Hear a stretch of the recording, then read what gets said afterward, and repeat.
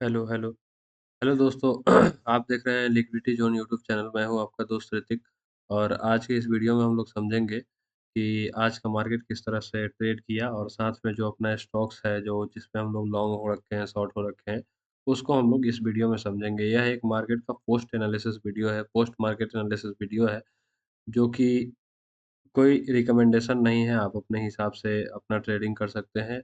आप अपना ट्रेडिंग करने से पहले आप अपना खुद का डिसीज़न लेंगे। मेरा कोई डिसीज़न कोई रिकमेंडेशन का उपयोग नहीं करेंगे, क्योंकि मार्केट में क्या है कि बहुत ज़्यादा फाइनेंशियल रिस्क हो सकता है, तो इसलिए। तो ये वीडियो जो है कि एक मार्केट एनालिसिस वीडियो है, पोस्ट मार्केट एनालिसिस वीडियो है, तो हम लोग इसमें समझेंगे कि आज 28 जनवरी था और 28 जनवरी को किस तरह से मार्केट में ट्रेडिंग हुआ और किस तरह से मार्केट बिहेव किया, इस चीज़ को हम लोग समझेंगे। तो पहले हम लोग निफ्टी का चार्ट देखें, तो निफ्टी का ओपनिंग कहीं इस एरिया में यानी 25,232 के आसपास, पहले तो 25,300 240 250 के आसपास होता हुआ दिखाई दिया ओपनिंग। तो ओपनिंग के बाद हम लोग सीधा-सीधा हायर टाइम फ्रेम पे जाते हैं और हायर टाइम फ्रेम पे हम लोग सबसे पहले सपोर्ट और रेजिस्टेंस फाइंड करते हैं।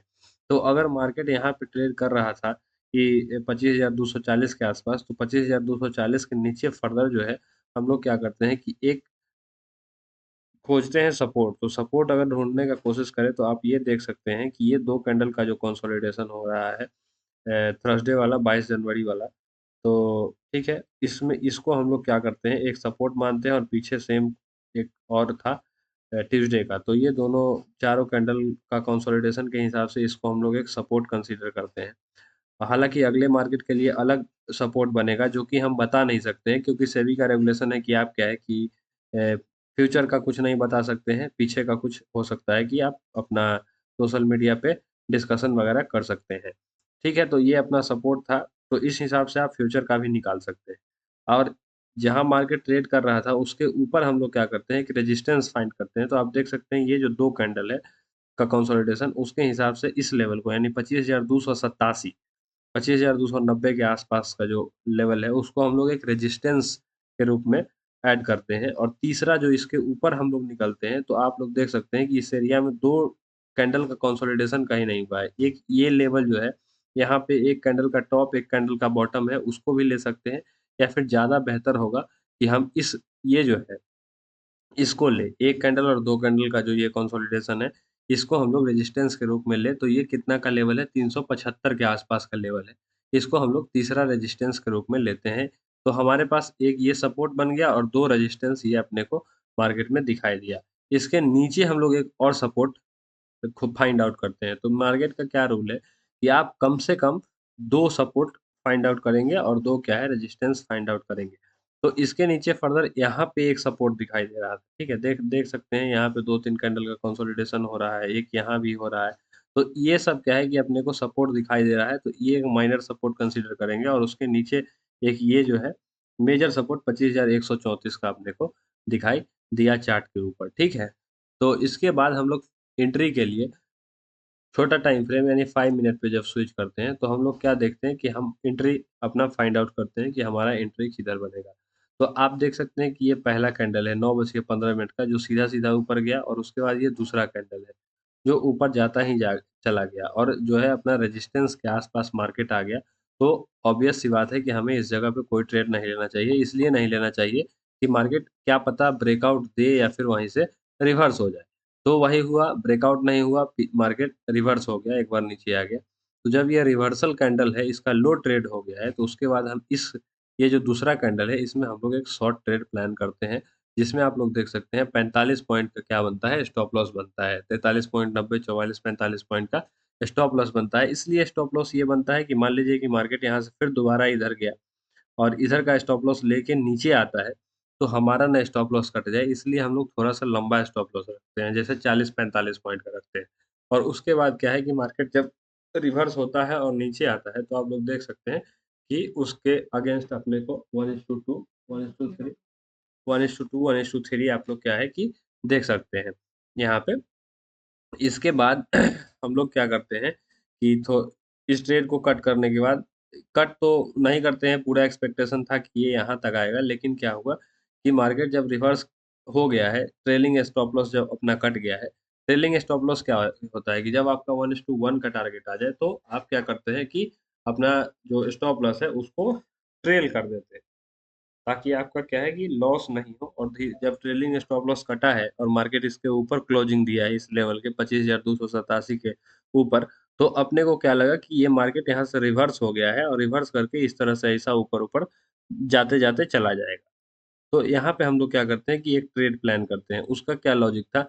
उसका लॉजिक ये था कि ये जब मार्केट रिवर्स किया है, तो रिवर्स करने के बाद मान लीजिए कि ये क्या है, रिवर्स वो है ब्रेकआउट कैंडल है। ये जो सपोर्ट है, इसको ब्रेकआउट करने के लिए ये कैंडल बना है। फिर उसके बाद ये भी ब्रेकआउट कैंडल कंसीडर कर सकते हैं। जब ये दोनों ब्रेकआउट कैंडल का हाई ट्रेड हो गया है, तो हमें एक कंफर्मेशन मिला है कि अब हम लोग क्या कर सकते हैं, इस ट्रेड इधर क्या है, बुलिश हो सकते हैं। तो हम लोग उसी तरह से एक बुलिश ट्रेड हमने लिया, तो उसमें अपने को क्या देखने को मिलता है कि अपना लगभग 80 पॉइंट का क्या है टारगेट बन रहा था। रीज़न क्या था कि मान लीजिए ये रेजिस्टेंस है, तो हम लोग मिनिमम तो यहाँ तक का ले ही सकते हैं ये टारगेट। भले का ये यहाँ पे ब्रेकआउट दे दे, तो हमें होल्ड करना चाहिए। लेकिन यहाँ तक का मिनिमम यानी कि 70-80 पॉइंट का, उसी के अगेंस्ट अपना जो स्टॉप लॉस बन रहा था, वो 45 पॉइंट का बन रहा था। हालाँकि इसमें रिस्क रिवॉर्ड कम था, रिस्क रिवॉर्ड रेशियो बहुत कम था, लेकिन फिर भी इस ट्रेड को लिया गया क्योंकि मार्केट में बैठा कहाँ जाता है। तो अगर ये ट्रेड आप देखते हैं, तो क्या करता है कि थोड़ा देर पॉजिटिव चला, उसके बाद नीचे आया और नीचे आते-आते इस कैंडल में अपने को स्टॉप लॉस दिया है। यानी कि जो ये बड़ा वाला कैंडल बना है यहाँ पे, और मार्केट क्या है कि यहाँ पे आ गया है, ठीक?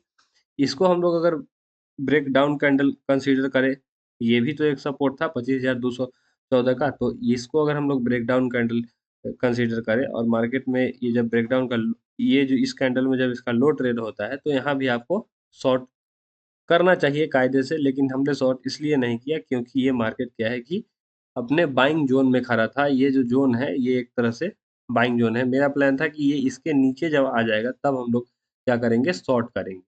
ठीक है? उसका रीज़न क्या है कि एक तरह का मार्केट ज़ोन बना लेता है। आप लोग देख सकते हैं, अगर हम लोग छोटा टाइम फ्रेम पे स्विच करें, तो ये जो ज़ोन है, आप ये लोग यहाँ से देख सकते हैं, ये वायर का ज़ोन बन गया है। यहाँ पे क्या है कि हमेशा वायर अटेम्प्ट करता है इस मार्केट को ऊपर ले जाने के लिए, ठीक है? तो हम लोग को क्या 3-4 काम करना है। एक तो करना है कि पहले अपने को ये सपोर्ट रेजिस्टेंस देखना है, ब्रेकआउट हो रहा है या फिर फेक आउट हो रहा है, ये देखना है। दूसरा ये देखना है कि मार्केट किस ज़ोन में है, डिमांड ज़ोन में है या सप्लाई ज़ोन में है, बायर के ज़ोन में है या फिर सेलर के ज़ोन में है। तो हम लोग क्या देखते हैं कि ये यहाँ पे बायर अटेम्प्ट तो करेगा ही, वो तो क्लियर है। ये डब्बा के नीचे भले का आ जाए, तब हम लोग यहाँ पे एक नया शॉर्ट प्लान कर सकते हैं। तो इसलिए हमने यहाँ पे कोई शॉर्ट वगैरह प्लान नहीं किया था।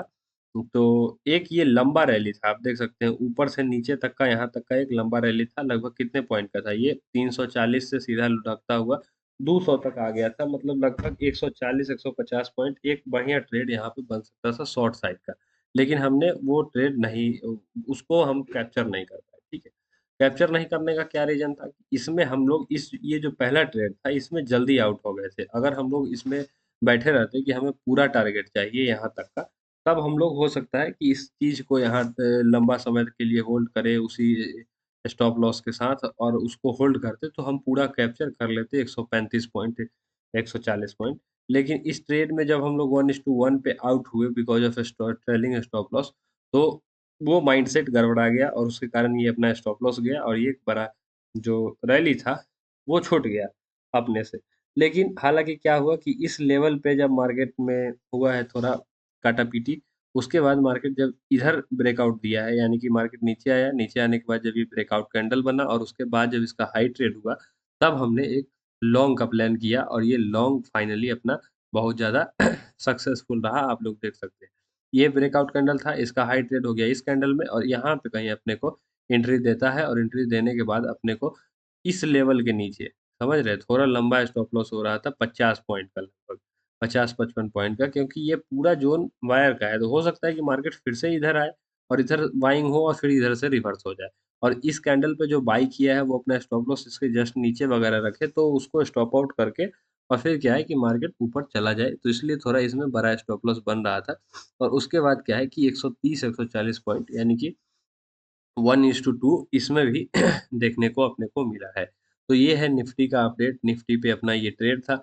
अगर हम लोग लॉन्ग टर्म में कुछ देखने का कोशिश करें निफ्टी पे, तो लॉन्ग टर्म में निफ्टी को हम लोग देख ले, यानी डेली टाइम फ्रेम को लगा के देखें, तो daily time frame, weekly time frame पहले हम लोग देख ले। तो आप लोग देख सकते हैं कि वीकली टाइम फ्रेम में निफ्टी क्या है कि अपने इस बाइंग जोन, यानी कि जो ये वाला जोन है लगभग 25,644, 24,644 वालिस का, ये यहाँ तक आता हुआ अपने को दिखाई देना चाहिए, क्योंकि स्ट्रॉन्ग सपोर्ट इसका यहीं पे है।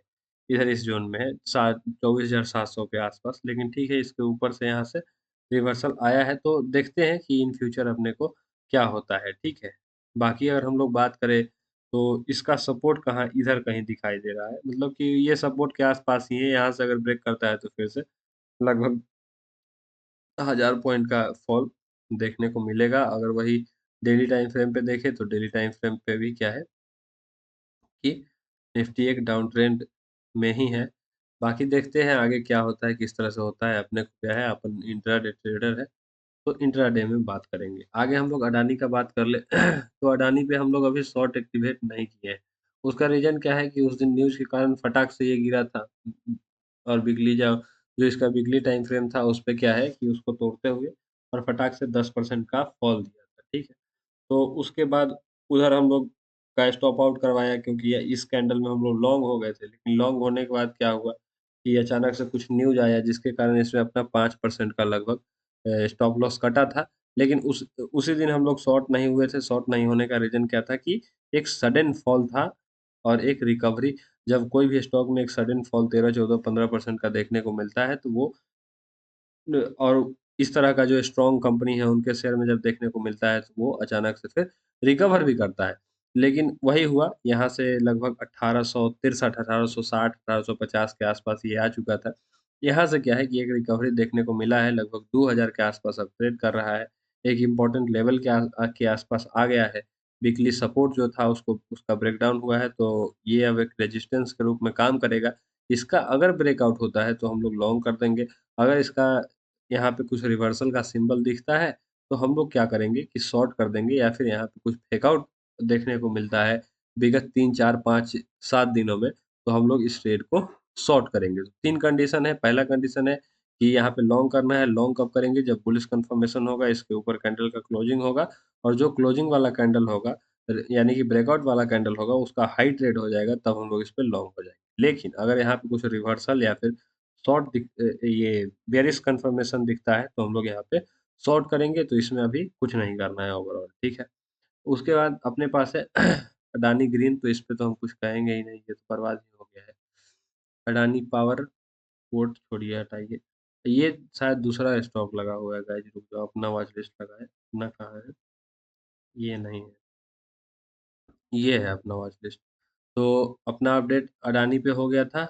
ये कल्याण ज्वेलर्स की बात कर ले, तो कल्याण ज्वेलर्स स्टिल क्या है कि अपने बाइंग जोन, वीकली सपोर्ट और वीकली बाइंग रेंज में क्या है, खड़ा है, और वहीं पे कंसोलिडेट कर रहा है। तो यहाँ पे अभी तक कोई कंफर्मेशन नहीं है कि बुलिश होना है कि बेयरिश होना है, ठीक है। अभी मार्केट क्या है कि वहीं पे कंसोलिडेट कर रहा है, उसी जोन में है।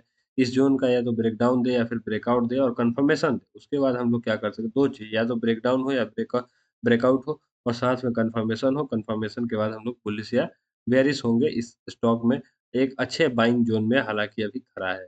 हम लोग बात कर ले एंजल वन का, तो एंजल वन पे हम लोग कुछ दिन पहले से शॉर्ट थे। शॉर्ट इसलिए थे कि वीकली टाइम फ्रेम पे अगर हम लोग देखें, तो स्ट्रॉन्ग सपोर्ट का क्या है, ब्रेकडाउन होता हुआ दिखाई दिया था। तो इसलिए हम लोग क्या है कि इसमें शॉर्ट किए थे। शॉर्ट करने के बाद हम लोग अगर बात करें, तो इसमें 1:1 अपने को रिस्क रिवॉर्ड देखने को मिला भी था। हालाँकि आज इसमें एक अच्छा खासा रिवर्सल दिखा है, और 3% क्या है, अपने जो सपोर्ट था, वहाँ से रिवर्स हो गया है। और जो ये कैंडल है, सपोर्ट के ऊपर जो कैंडल बना था, तो उस सपोर्ट को रिस्पेक्ट दे दिया है। रिस्पेक्ट इसलिए दे दिया है कि इस कैंडल का हाई ट्रेड हो गया है, ठीक है। बाकी देखते हैं कि इसमें स्टॉप लॉस आता है या फिर अपना लॉन्ग टारगेट जो 352 पॉइंट हम लोग नीचे के साइड देख रहे हैं, वो आता है, ठीक है। बाकी ये एफएनओ का स्टॉक है, तो इसके फ्यूचर को भी आप शॉर्ट कर सकते हैं। सीडीएसएल की बात कर ले, तो सीडीएसएल अभी हम लोग कल परसों इसको शॉर्ट किए थे। लेकिन क्या है कि यहाँ से एक रिवर्सल होता हुआ दिखाई दे रहा है। अगर ये फेक आउट होगा, तो फेक आउट का अगर कंफर्मेशन होता है, इसके ऊपर अगर कैंडल का क्लोजिंग ये किया है, इसका हाई ट्रेड होता है, इसमें कुछ बुलिश कंफर्मेशन आता है, तब हम लोग इसको लॉन्ग करेंगे, बाकी अभी अपना वही व्यू है कि ये शॉर्ट ही रहेगा। अडानी इंटरप्राइजेज़ हम लोग कर ही लिए हैं, आगे हम लोग तो ये अपना जो भी स्टॉक था वो सब के बारे में हम लोग बात कर लिए। अपना क्या है कि निफ्टी का भी हो गया। तो ठीक है गाइस, मिलते हैं आपसे अगले फिर एक इन्फॉर्मेटिव वीडियो के साथ, उसमें हम आपको चार्ट समझाने की कोशिश करेंगे। आपको अगर हमारा प्रयास अच्छा लग रहा है, तो आप इस चैनल को सब्सक्राइब कर सकते हैं, वीडियो को लाइक कर सकते हैं और कमेंट करके हमें बता सकते हैं। ठीक है? बहुत-बहुत धन्यवाद।